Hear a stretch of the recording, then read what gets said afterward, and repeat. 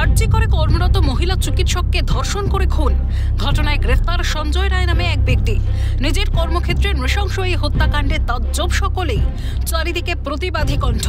মৃতার পরিবারের বুক ফাটা কান্নার আওয়াজ সাড়া ফেলে দিয়েছে গোটা দেশে। দোষীদের শাস্তির দাবি তুলে কর্মবিরতির ডাক দিয়েছে চিকিৎসকেরা।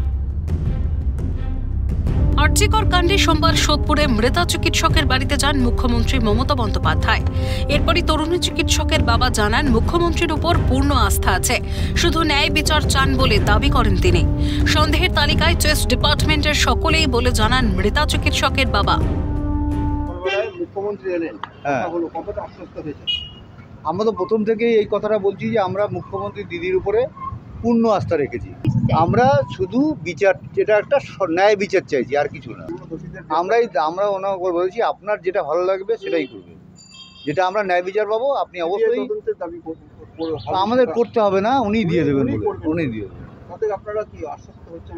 কিছুটা তো আশ্বস্ত হচ্ছি, এটা বুঝতেই পারছি। টোটাল আরজিকর যে চেস্ট মেডিসিন ডিপার্টমেন্টে যারা আছে সবাইকে আমরা সন্দেহ তালিকায় রাখছি, এটা প্রকাশ্যে সবাইকে বলেছি।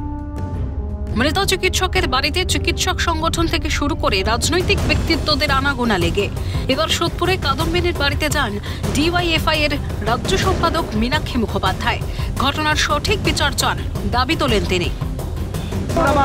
বাবা মায়ের অবস্থা আমরা সবাই বলছি, মা বাবার কাছে একবার আসা, তাদের পাশে থাকা এবং তারাও খুবই শোকাকাতর হয়ে আছে এবং তারাও অন্তত পক্ষে এই বিচারটা চাইছে। সে তো আমরা সন্ধ্যে 6:30টায় প্রেস মিটে বললাম। অপরদিকে রাজ্য মহিলা কমিশনের 3 সদস্যের প্রতিনিধি দল সোদপুরের মৃতা চিকিৎসকের বাড়িতে গিয়ে তরুণী মৃতা চিকিৎসকের পরিবারের সঙ্গে কথা বলেছেন।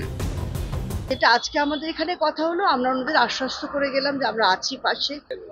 আমরা আশ্বাস দিলাম আমরা সঙ্গে আছি। আমাদের সিপি চেয়ারপারসন আমাদের এটাই বলে পাঠিয়েছেন, উনিও আসতেন কিন্তু উনি অন্যদিকে কাজ করছেন, তো সেই কারণে উনি ফোনে কথা বলেছেন এখানে। কিন্তু এখন তদন্ত চলছে, তদন্তটা শেষ হোক, সব কাগজপত্র আমাদের হাতে আসুক, সিপি আপনাদের সব বলে দেবেন। শান্তনু আচার্যের রিপোর্ট, ক্যালকাটা নিউজ।